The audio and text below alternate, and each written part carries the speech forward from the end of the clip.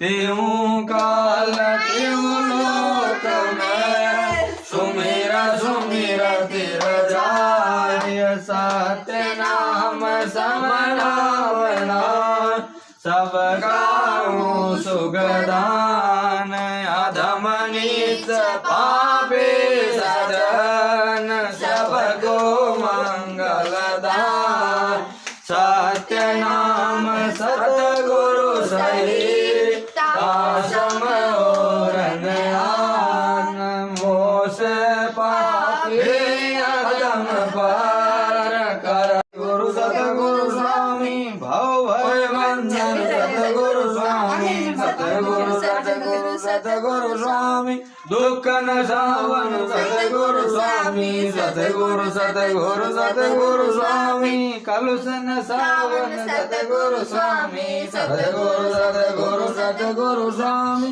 कामन सावन सतगुरु स्वामी सतगुरु सतगुरु सतगुरु स्वामी क्रोध मिटावन सतगुरु स्वामी सतगुरु सतगुरु सतगुरु स्वामी लोभ हटावन सतगुरु स्वामी सतगुरु सतगुरु सतगुरु स्वामी मोह भगावन सतगुरु स्वामी सतगुरु सतगुरु सतगुरु स्वामी अहंकार विनाशन सतगुरु स्वामी सतगुरु सिंधु है सतगुरु स्वामी सतगुरु स्वामी सतगुरु सतगुरु सतगुरु स्वामी सोहम ब्रह्म से तुम स्वामी सतगुरु सतगुरु सतगुरु स्वामी पार ब्रह्म और ब्रह्म स्वामी सतगुरु सतगुरु सतगुरु सर्व समर्थ सतगुरु स्वामी सतगुरु सतगुरु सतगुरु स्वामी महादानी सतगुरु स्वामी सतगुरु सतगुरु सतगुरु स्वामी सुखदाता सतगुरु स्वामी सतगुरु सतगुरु सतगुरु स्वामी सुमति दान दे सतगुरु स्वामी सतगुरु सतगुरु सतगुरु स्वामी ज्ञान भक्ति दे सतगुरु स्वामी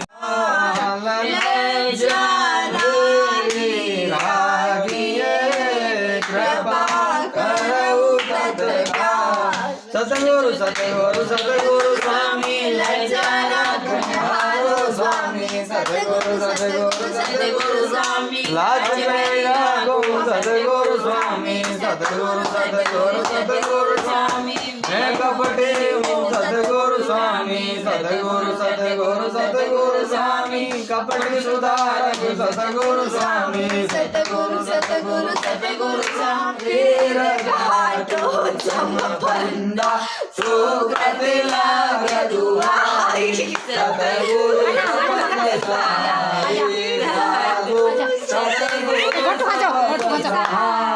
माता पिता स्वामी जगा बंधु हमारे अब बेगी मोई दीजिए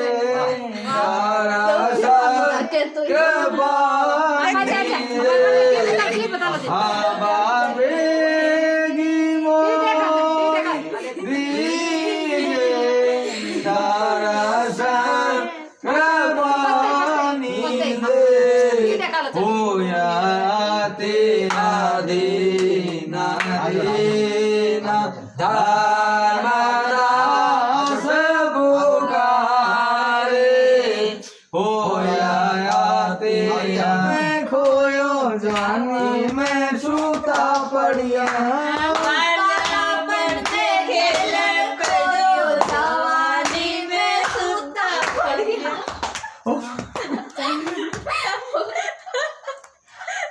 बूढ़ा होकर मरने चालियो खाट पड़े चिल्लाएगा बूढ़ा मरने चालियो खाट पड़े चिल्लाएगा वो मान बंदा मेरी भोली काया तेरे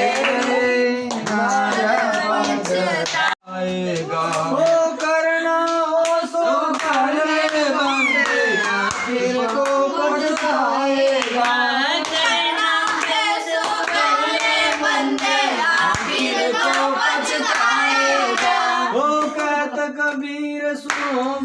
साधु करनी के फल पाएगा। कबीर सुनो भाई साधु करनी के फल पाएगा। मान बंदा मेरी थोड़ी काया तेरी मारा पछताएगा। मान बंदा मेरी थोड़ी काया तेरी मारा पछताएगा। हरण सुमंगल विघ्नहरण मोदकरण सुमंगल रिद्धि से देवर देश विनायक। रिद्धि से देवर देश विनायक। ध्याइए गुरुपद सुखदायक। नाम लेत सब पाप प्रणाशत। नाम लेत सब पाप प्रणाशत।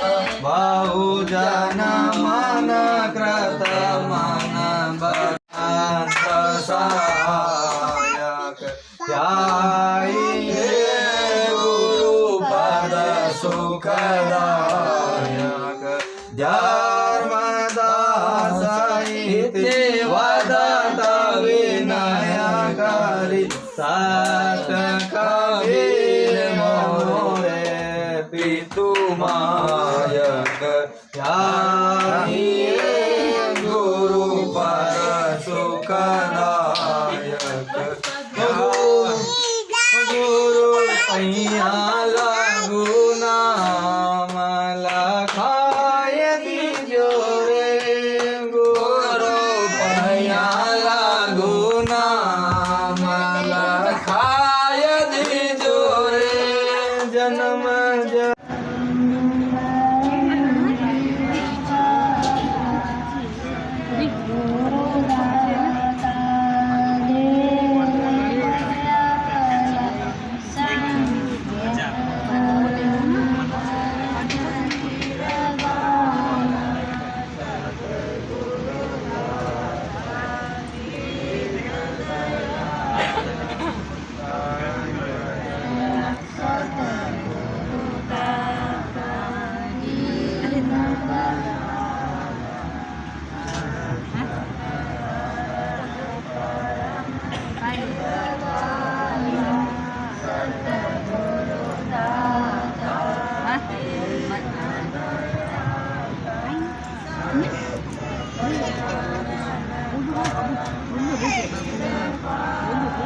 करंट चालू है। करंट चालू है।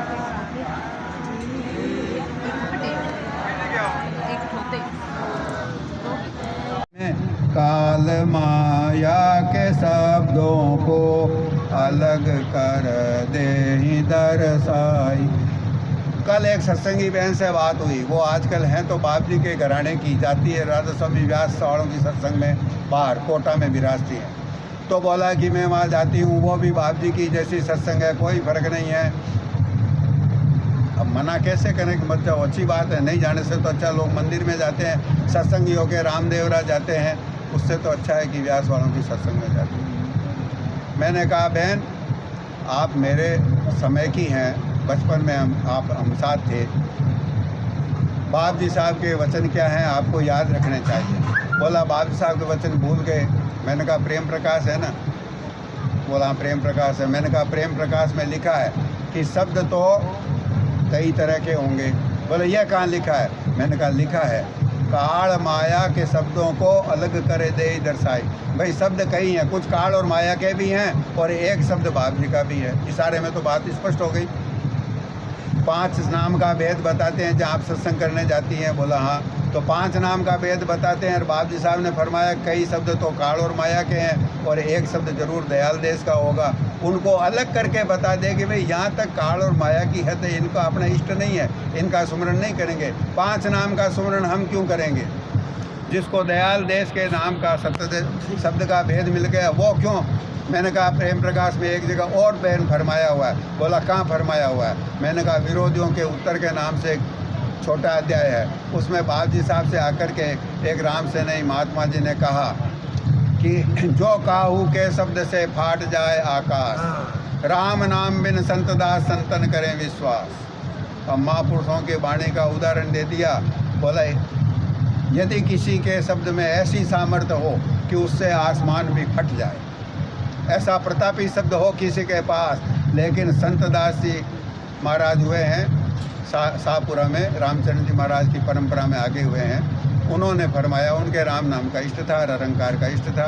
उन्होंने कहा कि राम नाम बिन संत दास संतन करे विश्वास, कि राम नाम के बिना हम तो विश्वास नहीं करते। उनके पास जितना वेद था उन्होंने ठीक कहा, लेकिन जब बाबजी साहब के सामने ये बात आई तो बाबजी ने क्या उत्तर दिया? प्रेम प्रकाश में छपा हुआ है, अपन याद नहीं करते तो गलती तो अपनी है। बाब साहब ने फरमाया जा ढिगे ऐसो शब्द है निरंकार को छे, पार बसे सतधाम में तिसका राम की थी। तो 5 नाम का सुमरण बयान हम क्यों करें? बाब जी ने कहा कि 5 नाम में सबसे ऊंचा तो आगे निरंकार वाला नाम ही है, उसके बाकी के नाम तो उसके नीचे के हैं। जब निरंकार की हमें टेक की ज़रूरत नहीं है, उसका सुमरण भी नहीं करेंगे, ऐसा तो बाब जी साहब के वचनों में प्रमाण मिल गया। अब बाप जी का तो यही उपदेश था, भूल गए तो दोस्त अपना है ना। और फिर इसीलिए तो वाणी वचन बना के गए हैं, लेकिन वाणी वचनों में ज्ञान नहीं है। वाणी वचन सबके पास है, प्रेम प्रकाश मेरे से ज़्यादा सब सत्संगी पढ़ते हैं, लेकिन ये बात क्यों नहीं आती जहन में? 5 नाम का सुमरण, 3 नाम का 2 नाम, 1 से 2 कहाँ हो गया? एक ही है, वो सबका मालिक एक ही होता है सबका मालिक। तो बाप जी साहब ने तो फरमाया है। तो तब उन्होंने कहा कि हाँ मैं निकाल के देखूंगी। मैंने कहा देख लेना बहन, मेरी गलती है तो मुझे भी बता देना, मैं भी गलत हो सकता हूँ, लेकिन गलती नहीं होगी।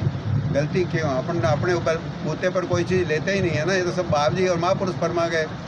तो शब्द का मतलब ये है कि सत्य शब्द का सुमरण करना है, सत्य शब्द का इष्ट धारण करना है, सत्य शब्द का लक्ष्य कायम करना है। सत्य शब्द अपना गंतव्य स्थल है, उसका जो वेद देते हैं वो सच्चे गुरु, उसके अलावा दूसरे कोई गुरु हों तो दूसरे कोई तरीके से कह दें कि हमारा तो गले में माद लिया, पहन लिया, इससे बाप जी का इष्ट हो गया, बाप जी की खड़ाऊ सिर पर धारण कर ली। खड़ाऊ सिर पर धारण तो खड़ाऊ किसी सत्संगी के घर में हो तो वो तो कहेगा फिर मेरे को गुरु बनाने की जरूरत ही नहीं है।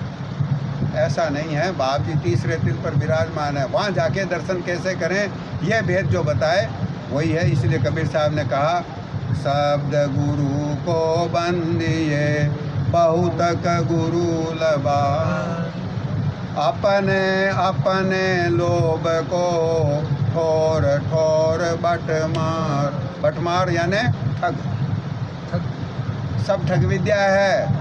और ऐसा नहीं है कि संतमत में ठग विद्या अब नहीं होती क्या? संतमत में जब तक संत विराजते हैं तब तक तो ठग विद्या कहाँ से होगी, हो ही नहीं सकती।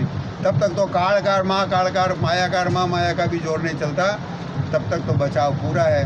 लेकिन अब तो संत धाम पधार गए तो संतों के सभी घरानों में और पूरी दुनिया में और सोमपद के नाके तक काल का ही राज है। तो वो किसी भी रूप में किसी भी सत्संगी के दिमाग को भ्रमित करके ठग के रूप में ठग विद्या शुरू कर भी सकता है, करता है। इसलिए महापुरुषों ने कहा कि शब्द गुरु को बंदी। अब वो गुरु जो अंदर हैं वो बाप जी का शब्द रूप है, उसी की वंदना करनी है, उसका जरिया बताने, वो तो अपने को ढूंढने का हुक्म दिया। बाप जी ने कहा कि भाई गुरु को खोज लो जल्दी, रास्ता मालूम करने के लिए गुरु को खोजो। गुरु कौन? जो शब्द बतावे। और उसके अलावा जो है वो क्या है?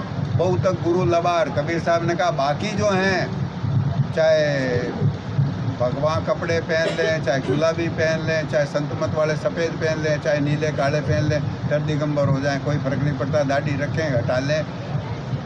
संतमत में संतों ने भी भेष अलग अलग धारण किया। मुसलमानी देशों में संत हुए तो वहाँ के मुल्क के हिसाब से कपड़े पहने। सूफी संत हुए वो सूफी पहने, उनका चोगा पहनते थे। कोई कफनी पहनते थे। अपने बाप जी साहब ने भी कफनी धारण करी कुछ दिन अपनी मौत से। और वो तो इन चीज़ों का कोई महत्व नहीं है।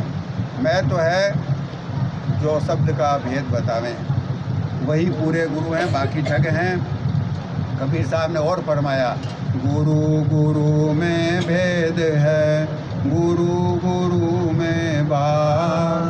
सोई गुरु नित बंदिए, जो शब्द बतावें दाव। जो शब्द का दाव यानी खेल बतावें। माया से ये खेल जीत करके माया के पार होना है। ये शतरंज मंडी हुई है। सार वचन दूसरे भाग के पहले ही वाणी में राधा स्वामी साहब ने इसका बड़े विस्तार से वर्णन किया है कि काल और माया, ब्रह्म और माया मिलकर के जीवों को कैसे ठगते हैं। इस 84 की चौपड़ में उलझाए रहते हैं। पौ पर आकर के सबकी बाजी अटकी हुई है। ये पौ क्या है? ये मनुष्य शरीर है। यहाँ पे आके बाजी अटक गई। संत मत में गुरुद्वारे में आकर के भी तो बाजी अटक सकती है यदि शब्द का भेद नहीं हो तो। आज तो बाप जी शब्द रूप में ही है ना। उस दिन तो नहीं थे। 2 दिसंबर 1968 तक तो मौजूद थे, लेकिन उसके बाद में तो अब शब्द रूप में है, तीसरे तिल पर है, बाहर नहीं है। तो फिर पौ पर बाजी अटक गई। तो ये अटकी हुई बाजी को दांव बताने वाले कोई उन्हीं को जो है वो कबीर साहब ने कहा कि बाकी लोगों की ठग विद्या में न आए। गुरु गुरु में भेद है, गुरु गुरु में भाव। सोई गुरु नित बंदिए, जो शब्द बतावें दाव। जो शब्द का अभ्यास बतावें, जो शब्द का खेल बतावें, जो शब्द का साधन बतावें, वही करना है और उतना ही करना और उसके अलावा कुछ नहीं करना है और कुछ के झांसे में नहीं आना है। यही प्रश्न राधा स्वामी साहब से भी पूछा गया और आपने राधा स्वामी साहब ने दया करके और ज़्यादा स्पष्ट तरीके से अपने वचन में फरमाया, भक्ति करो तो गुरु की करना। क्यों? बाप जी साहब तो रूप ही रूप हो गए। बाप जी साहब आज किस रूप में हैं? जगत में जब बाप जी विराजते थे तब 3 रूप थे बाप जी के एक साथ। सत्य देश में सत्य पुरुष सतगुरुदयाल, कुल मालिक, कुल करतार, पूर्ण धनी, पूर्ण पुरुष के रूप में विराजमान उस दिन भी थे। शब्द रूप में अपने सेवकों के घट में मौजूद थे। उस समय में भी जिन्होंने तीसरे तिल के पट को खोल लिया बाप जी की दया से, उनकी मौजूदगी में, उनकी शरण में रह करके, उनकी आज्ञा का पालन करके, उनको प्रसन्न करके, तो उनके लिए शब्द रूप में आंख बंद करें तो अंदर बाप जी दया करके दर्शन देते हैं। शब्द रूप में मौजूद थे और बाहर जगत में संत सद्गुरु रूप में मौजूद थे।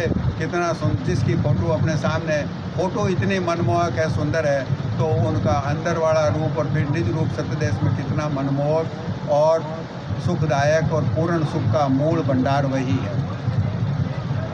लेकिन वो अब 3 रूप में 2 रूप रह गए हैं। बाहर वाला रूप कुछ समय के लिए होता है, वो तो झलक थी और चली गई। तो संतों ने कहा कि भक्ति करनी किसकी? गुरु की करनी। क्यों? कि मार्ग शब्द का कौन देगा? किताबों से नहीं ले सकते। प्रेम प्रकाश सर पे रख करके भी, सर पे धारण करके भी नहीं ले सकते।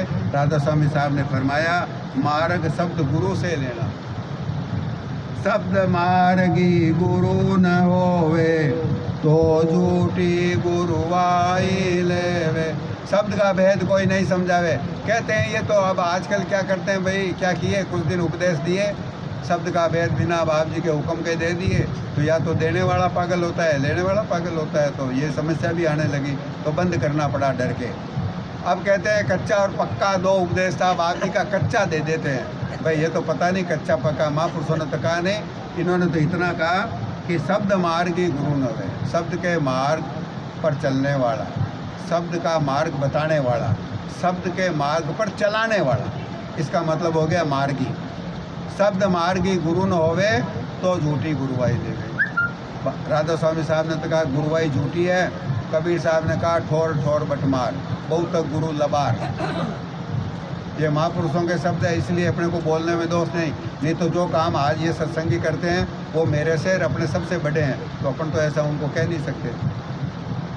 गुरु सोई जो शब्द सने, शब्द बिना दूसर नहीं से। क्योंकि वो जो पूर्ण गुरुदेव थे जगत में जब जब आए कुछ अरसे के बाद चले गए, पीछे एक शब्द की कमाई का रास्ता जारी करके गए और एक आदेश देके जाते हैं।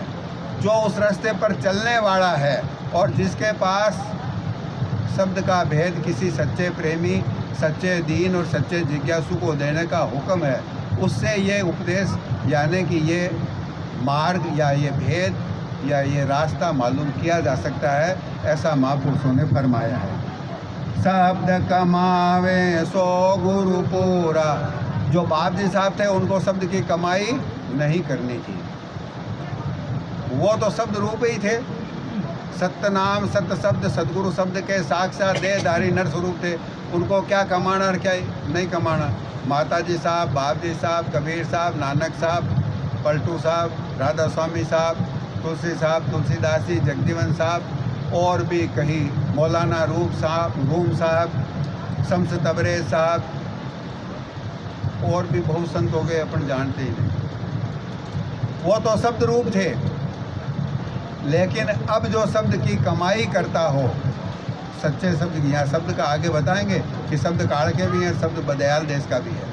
जो सतदेश के शब्द का इष्ट धारण करके सतदेश के शब्द की कमाई करते हैं, सतदेश के सत शब्द का हमें भेद देते हैं और हमें भी उस रास्ते पर चलावे खुद चले। और जिनके लिए उनके पूर्ण गुरुदेव हुक्म दे गए हों, तो शब्द कमावे सो गुरु पूरा, उन चरणन की हो जा दूरा। और पहचान करो मत कोई, लक्ष्य अलक्ष्य न देखो को।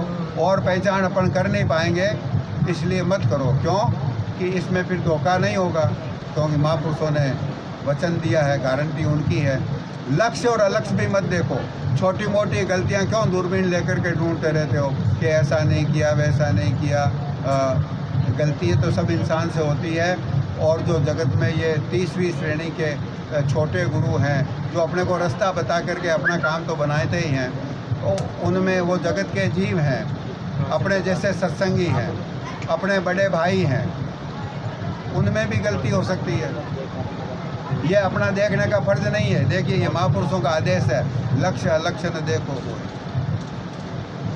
शब्द भेद लेकर तुम उनसे, शब्द कमाओ तुम तन मन से। धन की कोई ज़रूरत नहीं है।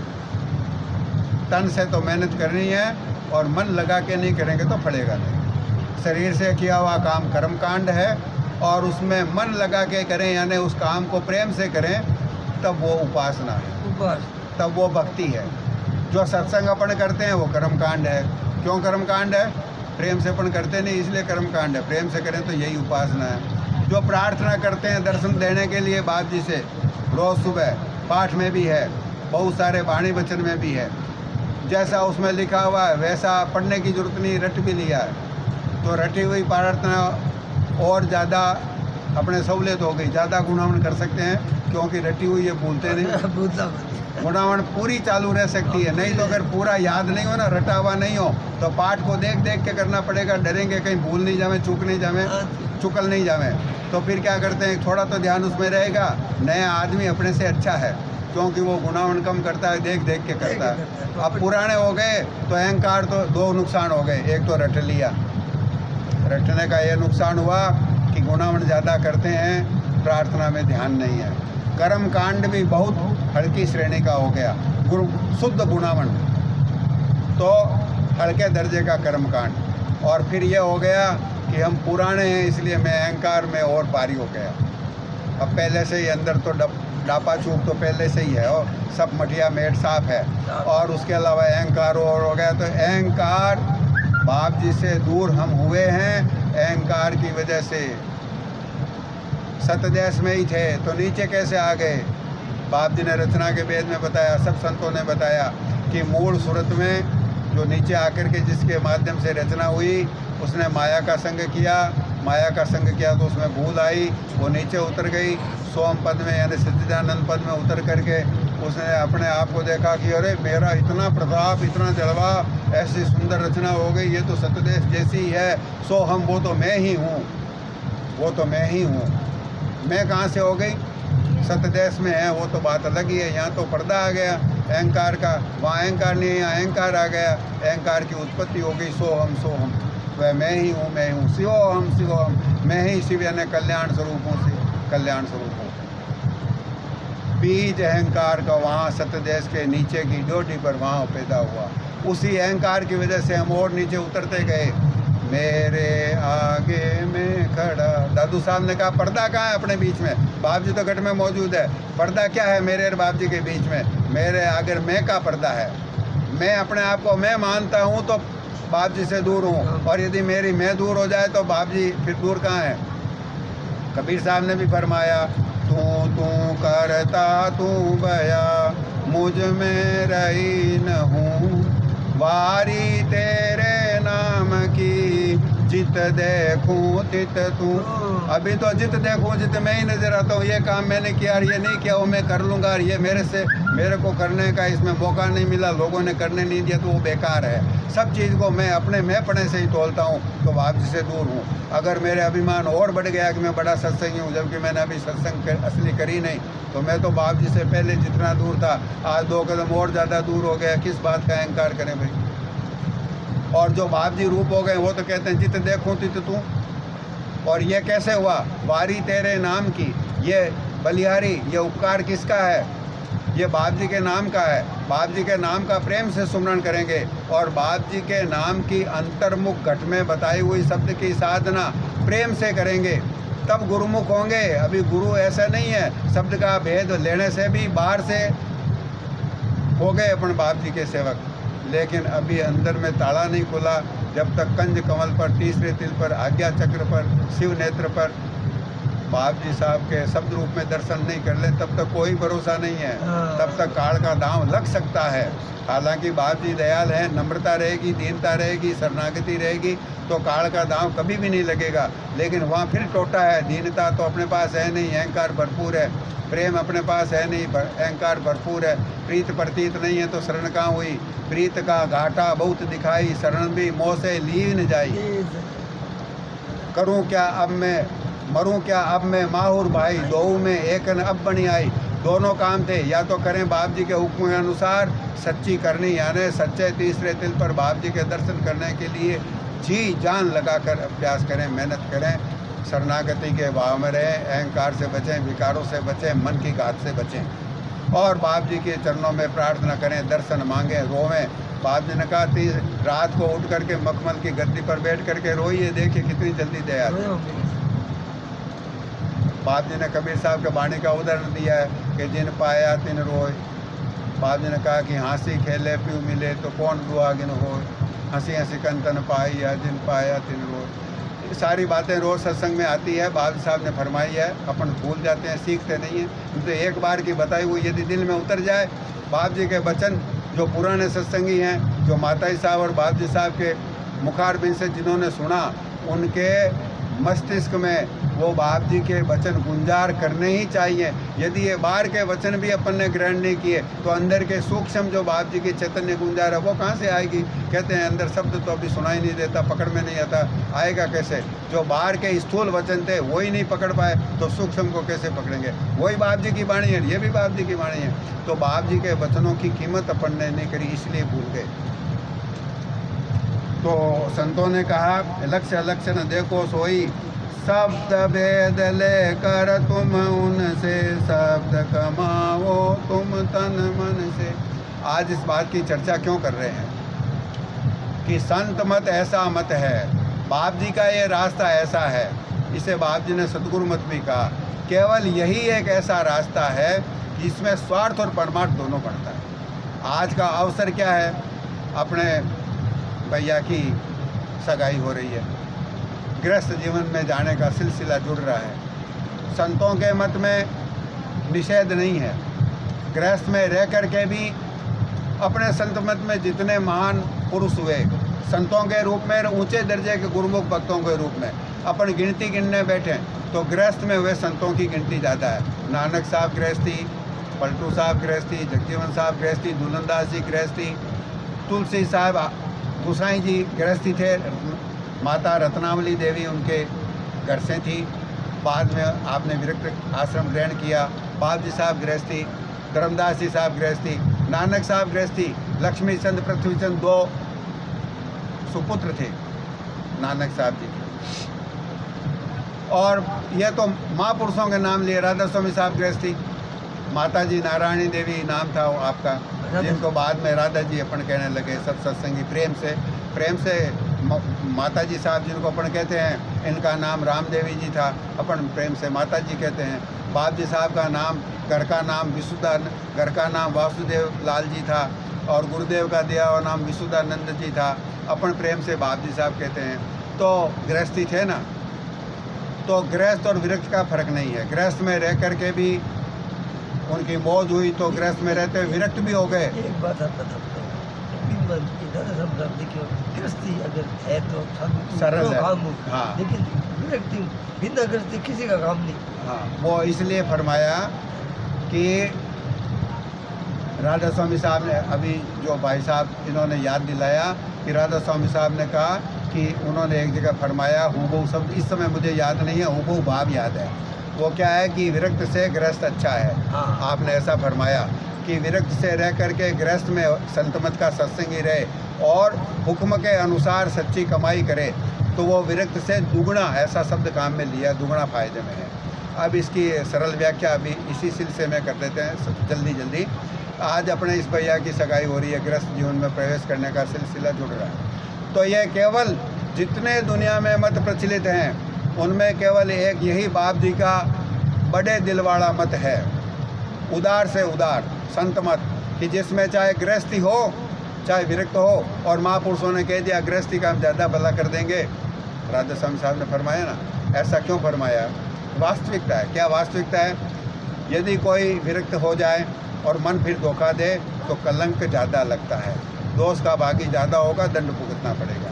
और मन किसी को भी धोखा दे सकता है, देता ही आया, जुगों सुगों से ऐसी रीत चली हुई है। बड़े बड़े ऋषियों मुनियों को और बहुत ऊंचे ऊंचे पहुँच वालों को, कईयों का उल्लेख बाप जी साहब के प्रवचन में लोमस ऋषि का, जनक जी का, नारद जी का, बहुतों का है।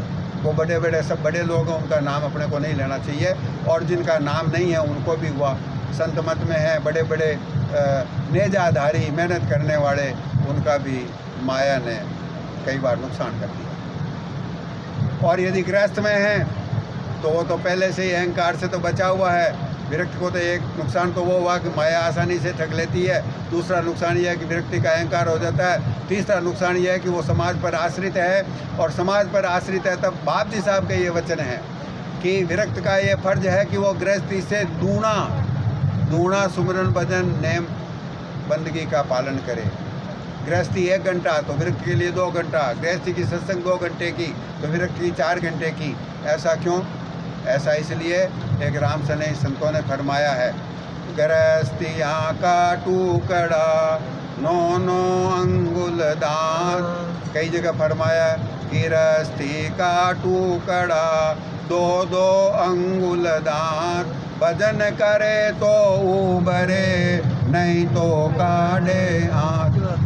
तो संतों ने इसलिए फरमाया कि गृहस्थी में रहेगा, अपनी मेहनत की कमाई खाएगा, नम्रता से रहेगा, शरणागति के भाव में रहेगा, तो और अपने जीवन का मुख्य ध्येय सत्संगी का, चाहे गृहस्थ में हो चाहे विरक्त में होकर के आश्रम बनाना शुरू कर दे, बड़े बड़े मठ बनाना शुरू कर दे, बिना हुक्म के उपदेश देना विरक्त भी नहीं कर सकता, भले ही बाप जी का सत्संगी हो।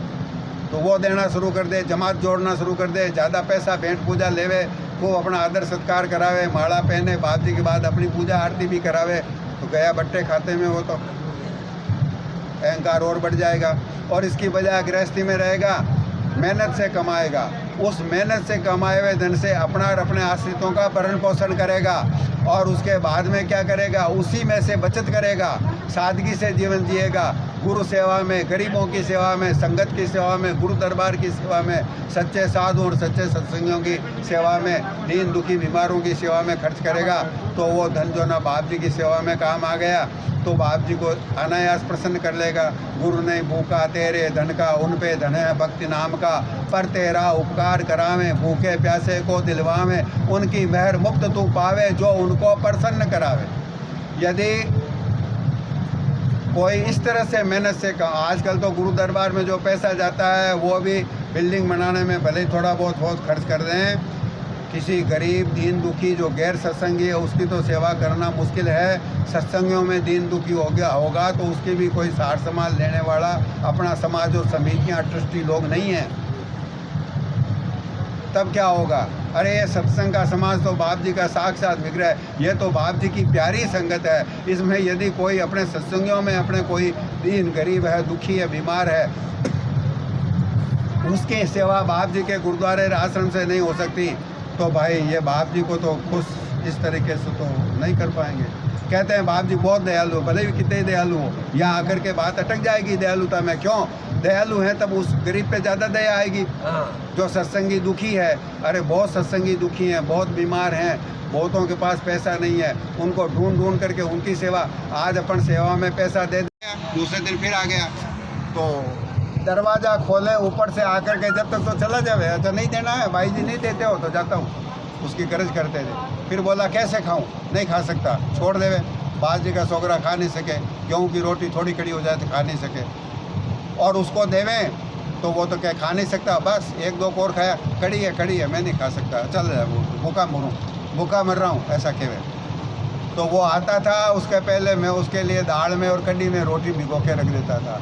जब वो आता मेरे कहा भाई रोटी तैयार है, जाना नहीं है, और फिर वो खाता और फिर चला जाता। सर्दियों में कहता मैं सिया मरूँ, मेरे को ओढ़ने के लिए दो, उसको एक दो राली दी, 2-4 दिन तो उस राली को लेकर रोज़ सुबह तो माड़गांव से आवे, रोज़ आवे, जब दिन में उसके राली कंधे पर लटकाया हुआ, और 4-5 दिन बाद में कहे कि साहब बात तो कम की।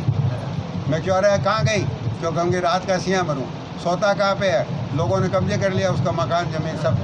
तो एक मंदिर के कहीं बरामदे में सोता था माड़गांव, मैंने देखा नहीं, कहता था। अब कहता कपड़े नहीं है, तो मैंने कहा ये ले कपड़े, रामद्वारा की दीवार की ओट में जाके कपड़े पहन लेवे, स्वेटर दो स्वेटर पहन लेवे, कोट दो कोट पहन लेवे। जब तक चले 10 दिन 20 दिन महीना 2 महीना, पता नहीं किस दिन वापस उगाड़ा हो गया जाए, सिया मरू, कोई उपाय नहीं। किसी ने शिकायत की, ये कहता मैंने क्यों कही, किसी ने शिकायत की माता हिसाब से कि बाप जी एक ऐसे आदमी को रोटी खिलाते हैं जिसने मिनक मारा है, यानी उसने अपनी औरत को मारा। शिकायत करने वाले अपना बड़ा भला करते हैं, निंदा करने वाले तो हो सकता है अपनी गलती हो भाई, अपन तो जानते नहीं। माता साहब के सामने ये बात कही कि बाप जी ये सत्संगी, ये कमल ऐसा काम करता है। मैंने कहा बाप जी हाँ वो भूखा है, इस तरह का है, मारा भी है, अभी भी बोलता। मैंने पूछा क्यों रे, तूने ठकरानी को कुएं में धक्का दिया? बोला हाँ बाप जी दिया। क्यों दिया रे? बोले लोगों ने कहा दे दो इसलिए। एकदम सरलता, कोई पाप नहीं। तो मैंने कहा ऐसा है, भूखे मरता है, पूरे शहर में घूमता है, नियत समय पे अपने घर आने लग गया, उसको देवें कि नहीं देवें? देता तो हूँ। बाप जी ने कहा नहीं देना चाहिए। फिर बाप जी साहब का फरमान है जो हुक्म है, उसमें भी एक वचन है कि अन्न और जल की सेवा कोई कैसा भी हो, भूखा प्यासा, उसके गुण अवगुण देखे बगैर करनी चाहिए। ये अपने सदगुरु मत सार के पहले भाग में जो उपदेश के वचन है उसमें छपा हुआ है, बाप जी साहब का एक पत्र में लिखा हुआ है, वहाँ से मैंने लिया। माता साहब ने फरमाया देना चाहिए भैया, भूखे को रोटी खिलाना जरूरी है। जेल में अगर सरकार बंद कर दे तो रोटी नहीं खिलाएगी क्या? अरे कल फांसी होनी तो आज तो खाना तो भी देती है सरकार। तो अन्न जल की सेवा जो है ना, अन्न जल सबको देने वाला वो एक ही मालिक है, जो चींटी को लगा करके हाथी तक जो सबका पेट भरता है वो बाप जी का नाम है, वही देने वाला है। अपन कौन होते हैं? तो इस तरह से दीन दुखियों की सेवा जहाँ नहीं होती हो, अब कोरोना काल में सेवा की ज़्यादा ज़रूरत है। अब अपन ने बाप जी के दरबार बंद भी कर दिया, अरे भाई अभी हम नहीं खोलेंगे, अरे जो होगा सो देख लेंगे। जितने गुरुद्वारे वो भी बाप जी के हैं, देखो जो दूसरे गुरुद्वारे अपन सोचते हैं हम ही ठेकेदार हैं, तो ये तो अहंकार ले डूबेगा। जितने गुरुद्वारे नानक साहब के हैं वहाँ पे इस समय 3-4 महीने से, पुराने समय से जो लंगर चलते थे वो तो चलते ही थे, अब उसका विस्तार कर दिया। पहले क्या लंगर था, जो गुरुद्वारे में आवे सो प्रसाद ले, जो पत्तल बैठ जाए वो सब प्रसाद का हकदार है। अपन जाते हैं, अपने को भी कराते हैं। अब उन्होंने इस समय में समय अनुसार बहुत अच्छा काम किया, उस लंगर का विस्तार कर दिया। अब बड़े बड़े जितने गुरुद्वारे नांदेड़ साहब में हैं और अमृतसर में और भी पंजाब में जगह जगह है, फरीदकोट में है, सभी जगह है बड़े गुरुद्वारे, दिल्ली में है, वहाँ पे प्रसाद ज़्यादा बनता है। और उन्होंने कर्फ्यू में पास बनवाए सरकार से, और सरकार ने पास बना करके दिए, और वो गाड़ियों में भर करके रोज़ाना गरीबों की बस्तियों में, और इस कोरोना की वजह से जिनको भोजन की ज़रूरत है, अब वहाँ उनके बस्तियों में जाकर के, उनके घरों पे जाकर के गुरुदेव का प्रसाद, किसका है ये प्रसाद? ये तो वाहेगुरु का है, सच्चा वही प्रसाद है, वही गुरुदेव, वही वाहेगुरु भोग लगाएंगे, जो अपन ताले में बंद करके 3 चपाती उतार के बाप जी के कमरे में जाके भोग लगा दिया। क्या पता बाप जी ने स्वीकार किया कि नहीं किया? कर तो सकते हैं, दीनता हो तो वो भी स्वीकार कर सकते हैं, लेकिन दीनता का तो घाटा ज़्यादा दिखाई देता, तो फिर स्वीकार कैसे होगा? तो थोड़ा बाप जी से डरते ही नहीं है अपन तो। मर्यादा क्या है इसको न तो समझते हैं न समझने की कोशिश करते हैं। तो अब बाप जी का रास्ता केवल शब्द का रास्ता। शब्द बिना सारा जग अंधा, बिना सतगुरु सब भरममय। शब्द के बिना तो आँख खुलेगी नहीं। बाहर की आँखों से तो अपन अंधे हैं, और अंतर की आँख खुलती है तभी दीदा युक्त होते हैं। दीदा यानी अंदर की आँख, अंदर की आँख, तीसरा तिल शिव नेत्र, वो जब तक नहीं खुलेगा तब तक अपन अंधे हैं। सारा जगत अंधा है। और शब्द की आँख नहीं खुलेगी कैसे? जब गुरु भेद देंगे। और ऐसे गुरु नहीं मिलेंगे तो बाहर के उपदेश से भ्रम नहीं जाता। बाहर की सत्संग में रह करके कितने ही लोग जो ना मंदिर कौन नहीं जाता, घरों में शादी होती तब विनायक जी की पूजा कौन नहीं करता? सत्संगी नहीं करते क्या? तो क्यों करते हैं? जब सतगुरु नाम से बड़ा कोई है ही नहीं तो जरूरत क्या रह गई? विनायक जी का विरोध नहीं करते अपन, उनकी निंदा नहीं कर रहा हूँ मैं यह कह रहा हूँ कि 10 का नोट की ज़रूरत है, लेकिन 2000 का नोट मिल गया तो 10 के नोट की तो कोई ज़रूरत नहीं। 2000 के नोट को लेने की कोशिश ही तो करनी चाहिए ना। इससे ज़्यादा बड़ा नोट हो जाएगा तो वही लेंगे। शब्द रता सतगुरु पहचानो, हम ये पूरा पता दई। अब यह प्रश्न उठता है जिज्ञासु के मन में कि हम कहाँ ढूंढें सच्चे गुरु को? तो आपने फरमा दिया शब्द रता सतगुरु, केवल शब्द की साधना में तल्लीन। और जो ऐसा ही चाहता है, पूछें कि हम क्या सेवा करें आपकी? भाई सेवा तो क्या करना है, मेरी तुम्हारी सबकी सार संभाल तो बाप जी करते हैं, भरण पोषण बाप जी करते हैं, रखवाड़ी बाप जी करते हैं, काल से ही बाप जी बचाएंगे, बीमारियों से, बुढ़ापे से, जगत में संकटों से बाप जी बचाने वाले हैं। तो सेवा की तो ज़रूरत नहीं है। एक ही काम करो भैया, खूब स्मरण करो, खूब प्रार्थना करो, बाप जी को प्रसन्न होने वाले काम करो, और जीते जी बाप जी को घट में प्रकट कर लो। तो जो करने वाला है उसका जीवन धन्य, जो बताने वाला है वो अपने आप ही धन्य हो जाएगा फोकट में ही। इसलिए शब्द रता सतगुरु पहचानो, हम ये पूरा पता दे, पूरा पता, इसमें कोई धोखा नहीं होगा। खोलो आँख निकट ही देखो, अब क्या खोलूँ खोल। आगे और फरमाया, गुरु सोई जो शब्द सने ही, शब्द बिना दूसर नहीं से। आज इस बात की चर्चा इसलिए ज़रूरी है कि स्वयं राधा स्वामी साहब के मत वाले जो बहुत बड़े बड़े फिरके हैं, जहाँ लाखों नहीं करोड़ों की संख्या में सत्संगी हो गए, वो 5 नाम का स्मरण करते हैं। अब संत फरमाते हैं कि नाम कैसा? शब्द कहा मैं सुन्न शहर का, शब्द कहा मैं गगन डगर का, शब्द कहा मैं भंवर डगर का, शब्द कहा मैं अगम नगर। एक शब्द तो अगम नगर का है और बाकी शब्द रास्ते के हैं। और बाप जी साहब जो फरमाया था, मैंने पहले निवेदन किया कि काल माया के शब्दों को अलग कर, जो यह बताए कि इस शब्द तक नहीं सुमरण करना है, इस शब्द तक का आसरा नहीं लेना है, यहाँ तक के धनी अपने इष्ट नहीं है, इनके प्रति अपना प्रेम या समर्पण या शरणागति की ज़रूरत नहीं है, इनके जाल से तो दरअसल में निकलना है। तो अगम नगर के शब्द को पकड़ना है। जो ऐसा भेद देवे वो ही शब्द भेद वाले माने जाएंगे। और जो 5 नाम बताते हैं तो फिर अब इस महापुरुषों की वाणी वचनों के प्रकाश के आलोक में, इस मार्गदर्शन में तो वो उपदेश संत मत का हुआ ही नहीं। 5 बता दिए तो राधा स्वामी साहब कहते हैं अगम नगर का तो एक ही है। और कबीर साहब ने फरमाया, कोटि नाम संसार में ताते मुक्ति में। 5 से भी नहीं होगी, 10 कर लो तो नहीं होगी, फिर करोड़ों भी कर सकते हैं। और अनंत मंडल हैं, चैतन्य मंडल, गिनती करें तो हो नहीं सकती। हर मंडल में चैतन्य गुंजार कर रही है और वो चैतन्य को वहाँ का शब्द माना जा सकता है। और उनका भी कोई भेद दे दे तो फिर क्या करेंगे? मुक्त हो जाएंगे, उलझ जाएंगे 84 में। ये भवसागर का विस्तार कोई सीमा में है। अगम नगर का शब्द पकड़ना है, उसका भेद देने वाले को पकड़ना है।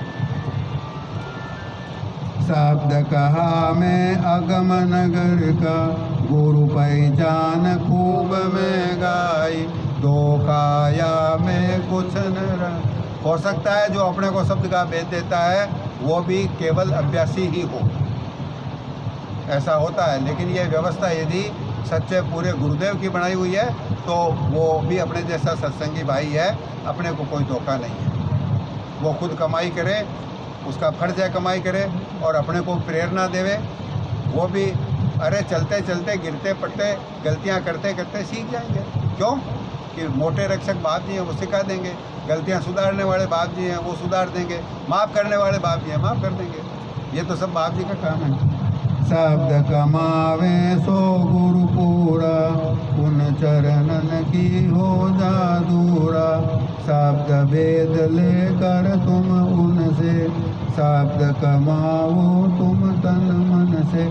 इसलिए इस बात की चर्चा करना इसलिए ज़रूरी है कि एक दो सत्संगी मुझे ऐसे भी मिले जो सत्संगी हैं, जो बाप जी के प्रति बहुत अच्छा प्रेम रखते हैं। उन्होंने उपदेश लिया, शब्द का भेद उनको नहीं मिला। एक दो ऐसे मिले जिन्होंने कहा कि मैंने तो बाप जी को अपना गुरु मान लिया, तो मेरे बाप जी गुरु हो गए। तो बात तो सही है कि बाप जी तो 3 काल में परम गुरु हैं, सबके गुरु हैं, जगत के तमाम प्राणियों के स्वामी हैं, गुरु हैं, माता पिता हैं, सब कुछ है। लेकिन अंदर में उन तक जाने का रास्ता मालूम करना ज़रूरी है, और जो ये रास्ता बतावे वहाँ से जाकर के ये रास्ता मालूम करके उस रास्ते को तय करके बाप जी के उन निज चरणों में, बाप जी के शब्द स्वरूप तक, कंज गुरु के रूप तक अपने को जाना जरूरी है। आगे बाप जी दया करके संभाल लेंगे, क्योंकि मनुष्य शरीर बार बार नहीं मिलेगा, और मिल गया तो संत मत में बाप जी के चरणों की शरण मिलना जरूरी। सब पूरी दुनिया तो ब्रह्म पूजा में पड़ी है, और पूरी दुनिया तो ब्रह्म पूजा क्या किसी पूजा में नहीं पड़ी है, पाप कमाने में ही पड़ी है। कुछ लोग हैं, हिंदुस्तान कोई बाप जी के जैसे अच्छा मुल्क है जहाँ पे कई तरह की आध्यात्मिक पद्धतियाँ हैं, जिनमें कई अच्छी हैं, श्रेष्ठ हैं, सतोगुणी पद्धति हैं, सज्जन लोगों का धर्म है। कई ऊंचे दर्जे के रास्ते के बहुत ऊंचे तक के मंडलों के भेद वाले रास्ते भी इस सनातन धर्म में जारी हैं। लेकिन अपना रास्ता सबसे ही ऊंचा है। ऐसा बाद में मिले कि न मिले, ऐसे महान गुरुदेव, ऐसे दयालु गुरुदेव, ऐसे सच्चे मालिक का दर या ठिकाना या दरबार या चौखट फिर कहाँ मिलेगी। तो इसको छोड़ना नहीं। इसी चौखट पर बैठ करके जो कुछ लोग दलाली वाला काम करते हैं, उनसे भी नाराज़गी नहीं अपनी, वो भी अपने भाई हैं, अपने से बड़े हैं, अपने प्रेमी हैं, बाप जी के भी प्यारे हैं, बाप जी की उन पर भी दया है। वो भी जो काम आज कर रहे हैं ना बाप जी की चौखट पर बैठ करके भी, वो भी बाप जी का बताया ही काम कर रहे हैं। जो 5 नाम का उपदेश दे रहे हैं वो भी बाप जी की ही सेवा कर रहे हैं। बाप जी की सेवा के दायरे से कोई बाहर नहीं है, लेकिन अपने को अपना लक्ष्य निर्धारित करके इस छोटे से जीवन को सफल बनाने का काम कर ही लेना है। यदि ये अब नहीं हुआ तो फिर कब होगा या नहीं होगा, कोई अपने को बताने वाला नहीं है कि अब नहीं होगा तो कब हो जाएगा। वो तब कब आएगा, तब कभी नहीं आएगा, आज ही हो सकता है। इसलिए बाप जी की सच्ची शरण लेवें, और दुनिया के तमाम काम गृहस्थ में रह कर के परमार्थ निर्बाध रूप से कमाया जा सकता है। राय शालिग्राम साहब और धर्मदास जी साहब और गुरु अंगद देव जी साहब, इनसे बड़े सत्संगी गुरुमुख भाई अपने कौन होंगे इस कलयुग में। नानक साहब के पीछे इतना ज़बरदस्त समझ चल रहा है। वो अंगद देव जी कौन हैं? वो जिन्होंने मुर्दे को कच्चा खाते हुए लाने की आज्ञा का पालन किया था। तो बाद में तो कहा कि तू मेरा अंगद है, यानी मेरा अंग ही है, मैं दुनिया से चला जाऊंगा तो तेरे रूप में विराजमान रहूँगा। उनको अपना अंग घोषित कर दिया नानक साहब ने, इसलिए बाद में उनका नाम पड़ा गुरु अंगद देव। उनका नाम तो भाई लहना जी था। उनसे बड़ा गुरुमुख कोई होगा? राय शालिग्राम साहब से बड़ा गुरुमुख ढूंढेंगे तो मिलेगा, धर्मदास जी साहब से बड़ा गुरुमुख अपने को ढूंढेंगे तो मिलेगा, भाई हृदय अहिर से बड़ा गुरुमुख कोई ढूंढेंगे तो मिलेगा? नहीं मिलेगा। यह सब तो गृहस्थी थे। तो अपने को गृहस्थ जीवन में प्रवेश करने का हुक्म है, गृहस्थ में रहें, लेकिन ये लेकिन साथ में जुड़ा रहेगा, यही ज़्यादा महत्वपूर्ण है। सारी जिम्मेदारी दुनिया की अपने से जो बड़े हैं कुटुंब में उनकी सेवा करें, उनकी आज्ञा का पालन करें, उनकी नाराज़गी का काम न करें, अपने जो आश्रित हैं उन सब का भरण पोषण करें, अपना भरण पोषण करें, नेकी और ईमानदारी से कमाई करें, सादगी से अपना जीवन का गुजारा करें। जो कमाई हो उसी में से बचत करके, अपनी मेहनत की कमाई से बचत करके, कोई सेवा में पैसा लगे तो लगे, नहीं तो बाकी का पैसा आता है जाता है, अपने हाथ में आकर के अपन ने लगा दिया तो इसमें अपना क्या कोई फ़ायदा होने वाला नहीं है। नुकसान होने का ये डर है कि कहीं अपने को अहंकार नहीं आ जाता। इसीलिए सत्संगियों को तो हुक्म है ना कि सड़क पे पड़ा हुआ पैसा उठा लें और उठा करके गरीब की सेवा में लगा दें। तो बाप जी साहब से ये पूछा गया कि क्या सड़क पे पड़ा हुआ पैसा उठावें? तो बाप जी इसमें क्या नुकसान है? ये हो सकता है किसी ज़रूरतमंद को दे दें। तो बाप जी ने कहा कि वो बात तो अच्छी है कि ज़रूरतमंद की सेवा में, दुखी की सेवा में, भूखे प्यासे की सेवा में, बीमार की सेवा में लगाया जा सकता है, ये सदुपयोग तो है। लेकिन नुकसान की गुंजाइश ये है कि अपने को अहंकार आ जाएगा, अपना मन बहुत धोखेबाज ये आ जाएगा। वो जो जिसकी सेवा करी वो सोचेगा कि इन्होंने मेरा भला किया, वो अपने आगे यूं ही झूठा हाथ जोड़ेगा। अपन ने क्या किया? कुछ नहीं किया, और झूठा वो हाथ जोड़ेगा। अपन कहेंगे वाह भैया वाह, कोई बात नहीं, खुश रह तू। अरे आशीर्वाद देने लग गए अपन को। तो अपना मन जो है ना धोखेबाज है, इसलिए पढ़ा है वहीं पढ़े रहने दो। अब 5 मिनट बाद में समाप्त कर दूंगा, प्रसंग आ गया इसलिए बोल देता हूँ। सेवा का तरीका क्या है, ये प्रसंग आ गया। और साक्षात प्रसंग ऐसा नहीं है, पुराने उदाहरण दे सकते हैं, रामचरितमानस के दे सकते हैं, दूसरे संतों के वाणी वचन के, उनके जीवन के भी उदाहरण है। लेकिन जो उदाहरण अपने बाप जी साहब और माता जी साहब के जीवन काल के हैं, वो अपने लिए ज़्यादा निकट के हैं, अपने घर के उदाहरण हैं। तो अपने एक सत्संगी थे, बहुत बड़े निर्मल सत्संगी थे, राम रतन जी स्वार्थसर। उनका परिवार अपना भाई बंधु है। राम रतन जी अपने बड़े भाई थे। उनकी मास्टर की नौकरी थी, मास्टरी करते थे। तो गांव में कई मास्टर थे, तो शनिवार के दिन नागौर आ जाते थे, सोमवार को वापस चले जाते थे। तो एक शनिवार को नागौर आए, तो हुआ क्या कि अब तो शायद स्कूलों में, छोटी स्कूलों में भी कहीं कहीं टेबल बेंच, स्टूल बेंच होते होंगे। पहले तो मैं तो जब बच्चा था, छोटा था, तो सरकारी स्कूलों में टाट पट्टियाँ होती थी, नीले रंग की पट्टी। अच्छा, उसके बेड पे वो सरकारी स्कूलों में, गांव में अभी भी हो सकता है, छोटी क्लासों में वही हो। तो नीले रंग की पट्टियाँ होती थी। तो वो पट्टियाँ क्या होती थी, साल 2 साल में सरकार नहीं बेचती थी। तो अपने जो भाई साहब जिनका मैंने नाम लिया, बड़े भाई, वो एक स्कूल में मास्टर थे, वही हेडमास्टर अकेले थे। तो उनके यहाँ भी एक पट्टियों का बंडल आ गया। 2 साल बीतते हैं तो पट्टी नहीं आ जाती है। उन्होंने सोचा कि वो, अब कई स्कूलों में तो बच्चे फाड़ फूड़ देते हैं, इधर से उधर खींचते हैं, तोड़ ताड़ देते हैं, 6 महीने में पड़ जाती है। और कई जो मास्टर साहब होते हैं वो अनुशासन का पालन करवाते हैं, बच्चों को पट्टी गंदी भी नहीं करने देते। साफ़ सफाई रखो, समेट के ऊँचे रखो, खींचतान मत करो, तो पट्टियाँ ज़्यादा चल जाती है।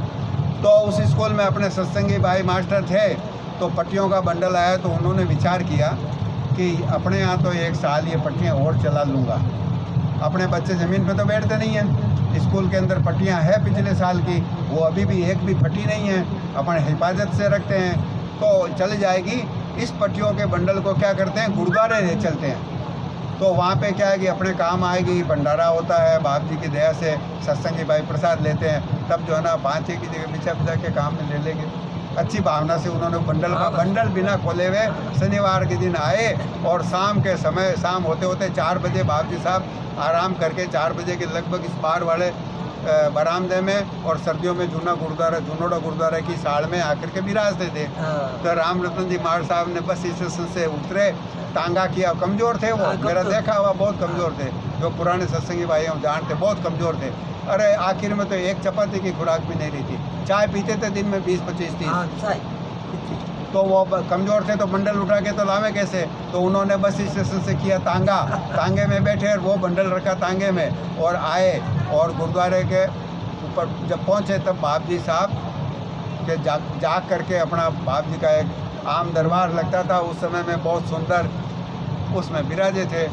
तो उन्होंने वो तांगे वाले को पैसे दिए, अरे भैया बंडल थोड़ा अंदर रख दे रहे। तो तांगे वाला ने अंदर रख दिया, फोड़ के। तो बाप जी का कौन आया भाई, देखा तो राम रतन जी मास्टर साहब। बोला राम रतन, हाँ बाप जी आया। जाके बाप जी के चरणों में प्रणाम किया। और वो बंडल जो अंदर तो थी टाट पट्टियाँ, और बाहर लपेटा हुआ था टाट में पैक था, खोला ही नहीं उन्होंने, खादी भंडार से सीधा आया। तो वो टाट पट्टियों का बंडल बाप जी के वहाँ लाके ज़मीन पर रखा। बाप जी ने, क्या है इसमें? बोला बाप जी इसमें टाट पट्टियाँ हैं, वो स्कूल में नीले रंग की आती है, इस पर बच्चे बैठते हैं। तो वो हमारी स्कूल में भी आज नया आया बंडल। तो बाप जी ने कहा कि इसका क्या करते हो? बोला बाप जी बच्चे बैठते हैं इसके ऊपर, मेरी स्कूल में तो अभी क्या है कि वो पुराने टाट पट्टियाँ फटी नहीं है, सारी की सारी अच्छी है। तो बच्चे ज़मीन पे तो बैठते नहीं, उस पर बैठते हैं, 12 महीने और चला लेंगे। तो ये सरकारी सप्लाई है, समय पे चौक भी आती है, डस्टर भी आते हैं, ब्लैक बोर्ड भी आते हैं, टाट पट्टियाँ भी आती है, डंडे मारने वाले डंडे भी आते थे पहले। तो ये मैं अपने गुरुद्वारे में ले आई, यहाँ पे काम आएगा। बाप जी ने कहा अच्छा। बाप जी ने कहा राम रतन इसका क्या करेंगे? बोला बाप जी काम आई। बहुत काम आएंगे। सत्संगी भाई बैठेंगे इस पर, भंडारा आपकी दया से होता है तो इस पर बैठ के प्रसाद लेंगे। ये टाट पट्टी लंबी लंबी बिछाओ तो पंगत कितनी अच्छी लगती है। बाप जी ने कहा बैठो, आओ पानी आने पी लो, बैठो। बाप जी ने कहा देख भाई, बाप जी के यहाँ, बाप जी ने कहा कि बाप जी के यहाँ इस गुरुद्वारे में इन टाट पट्टियों की ज़रूरत नहीं है, अपन ज़मीन पर बैठ करके भी प्रसाद ले लेंगे। और टाट पट्टियों की ज़रूरत है तो राम रतन ऐसा कर, तुम्हारे पास पैसे नहीं हो, इसमें कितनी टाट पट्टियाँ होगी? 20, 30, 40। बोला बाप जी 20 होगी, मैंने खोल के देखा नहीं। तो अपने यहाँ 20 की ज़रूरत नहीं है, तेरे पास होवे तो अपनी तनख्वाह के पैसे में से 2 ही ले आना, 1 ले आना, 15 ले आना, 20 ले आना। उसकी ज़रूरत है, उससे मालिक खुश होंगे, वो यहाँ सेवा में काम आएगी। और ये जो है ना, ये अपना तो कमाया हुआ है नहीं, सरकार का है, बच्चों के लिए आया है। और तुम हिफाजत से रखते हो तो रखना ही चाहिए, सरकारी संपत्ति है तो इसको नष्ट थोड़ी करना चाहिए, समाज की चीज़ है। तुम वहाँ अपने सूचना दे दो कि साहब मेरे यहाँ तो पुराना टाट पट्टी अभी अच्छी पड़ी है, तो ये दूसरी स्कूल में भिजवा देंगे। लेकिन गुरुद्वारे में सेवा का कायदा ये है कि गुरुद्वारे में अपनी मेहनत की कमाई से लाओ तो वो तुम्हारे भी भले का काम और सत्संगियों के भी भले का काम, और हमारा और तुम्हारा सबका भला उसी में भाई। तो रामचंद्र जी समझ के बोला बाप जी अच्छी बात है, मैं समझदार नहीं, मैं नादान हूँ, माफ़ करो। बोला नहीं, इसमें तुम्हारी कोई गलती नहीं, तुम्हारी भावना अच्छी है, लेकिन भैया ऐसे सेवा का कोई फ़ायदा नहीं। तो अपनी मेहनत की कमाई में से जो पैसा बाप जी के दरबार में अगर अच्छी सेवा होती तो वहीं लगना चाहिए। और बाप जी के दरबार में यदि दीन गरीबों की सेवा नहीं हो तो सारे दीन गरीब बाप जी के ही रूप हैं। बाप जी दीन बंधु हैं, बाप जी दीनों के हितकारक हैं, बाप जी का नाम ही है दीन बंधु। तो जो दीन गरीब हैं दुनिया में सब उनके ही रूप हैं। अपना अहंकार छोड़ करके कर्तव्य भावना से, कर्तापन के भाव से खाली होकर के बाप जी की सेवा समझ करके यदि ये काम किया जाता है तो वो बाप जी की सेवा है। तो अपने मेहनत की कमाई में से 2 पैसा सेवा में लगाते हैं, इस तरह से बाप जी की सेवा में लग जाए तो बहुत बढ़िया। बाप जी के प्रेमी सत्संगी साथ जन हों, उनकी सेवा में लग जाए वो भी बहुत बढ़िया। बाप जी के दरबार की सेवा में लग जाए और दीन गरीबों की सेवा में लग जाए, ये सब सेवा के रूप हैं, इनमें लगना चाहिए। इससे वो धन पवित्र होता है। जो बचा हुआ धन है फिर उसका अपने भरण पोषण के लिए काम लेते हैं तो वो अपने मन को निर्मल करता है। इसलिए निर्मल अन्न खाने से मन निर्मल रहता है। यदि विरक्त हो जाएं, साधु हो जाएं और दूसरों का लाया हुआ भोजन ग्रहण करना पड़ेगा। दूसरे सब गृहस्थी हैं, पाप से कमाते हैं, चोरी से कमाते हैं, बेईमानी से कमाते हैं। अरे कोई कितना समझदार होगा, टैक्सी चोरी तो सभी कर लेते हैं। जब टैक्सी चोरी कर ली तो वो तो फिर उसके ऊपर मेल तो चढ़ ही गया। और धन कमाने में गलतियां भी हो जाती हैं, किसी का दिल भी दुखा दिया जाता है। तो जो इस तरह से कमाया हुआ धन है वो अपने को लाके दिया, अपन ने उसका सेवन किया, अपना मन मलिन होगा। जैसा खावे मन वैसा, जैसा खावे अन्न वैसा होवे मन। और मन निर्मल नहीं रहेगा तो सुमरन नहीं बन पाएगा। और अन्न को पवित्र करने के लिए ज़रूरी है कि मेहनत ईमानदारी से कमावे और सादगी से जीवन यापन करे। और जो कमाया उसमें से पहले कुछ हिस्सा दीन गरीबों की सेवा में निकाले। अपने सनातन धर्म की परंपरा है, संत मत की नहीं, सनातन धर्म की। पुराने समय में भोजन बना करके भोजन नहीं कर लेते थे। ऐसे जो खेतों के अंदर दूर दराज ढाणियाँ होती थी तो ढाणी में भोजन बना करके बैठे हैं, भोजन का समय हो गया, इंतजार करते हैं। बाबा जी, बाबा कहते हैं अरे भाई बन गई तो रसोई लाओ। बोला बाबा जी रसोई तो बन गई, कोई देखें, कोई आ जाए, अतिथि आ जाए, कोई विप्र देवता आ जाए, ब्राह्मण देवता आ जाए, कोई याचक आ जाए, उसको दे दें फिर भोजन करें तो वो भोजन ही है, नहीं तो किस बात का भोजन। वो भोजन देव भोजन, और जो बिना किसी अतिथि को खिलाए किया हुआ भोजन है वो राक्षस भोजन। मेरे अपने घर में मेरे दादी जी के समय में मूंडवा में वो रहती थी, सुबह सुबह 8 बजे ही भोजन पुराने समय में बनता था। मेरे दादी जी जो है वो कथा में जाती थी मंदिर में।